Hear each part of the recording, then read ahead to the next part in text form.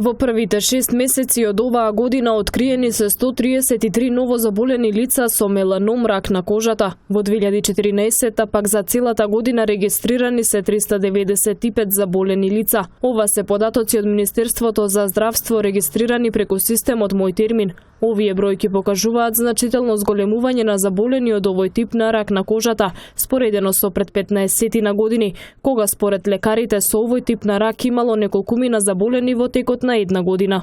И најмали промени на кожата, и кожа што нема промени, што е осетлива, и кожа што е изложена долго време на високи температури, на директни зрачења, без заштитни креми, се оваат страшни проблеми по здравјето. Не само типот на опекотини и искоретини, што може да настанат до многу висок степен, туку и уште пострашните, промени од типот на бенигни промени, што малигнизираат, односно малигни тумори, односно тумори со страшни последици по здравјето. Секаде во светот овие болести се во пораст.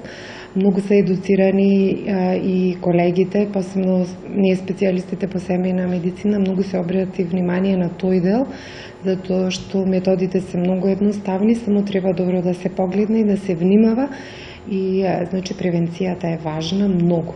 Апелирам кај пациентите било каква промена веднаш да се консултираат со својот матичен доктор. Веќе неколку дена УВ зрачењето е високо и изнесува 10. Лекарите апелираат на соодветна заштита на кожата. Повторно потсетуваат и на препораките за заштита на целокупниот организам. Хронично болните редовно да ја земаат препишаната терапија. Најголем проблем е кај тие пациенти што се хронични пациенти.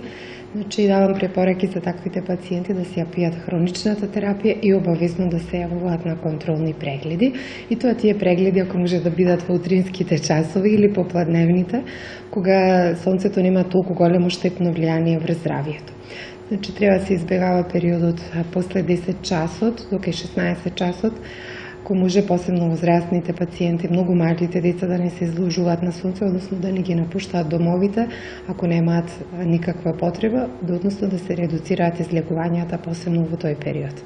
Ако може да се престојува во климатизирани простори, кога излегуваат надвор, да си имаат светла облека, со заштитни очила, исто така треба да се користат и заштитни средства. Лекарите апелираат на превентивно делување кое е најважно за соодветна заштита и спречување на сериозни последици. Секоја промена на кожата и бенките треба да биде пренесена на матичниот лекар. Меланомот е најканцерогениот тип на рак на кожа, но доколку навреме се интервенира, големи се шансите за негово излекување, велат лекарите.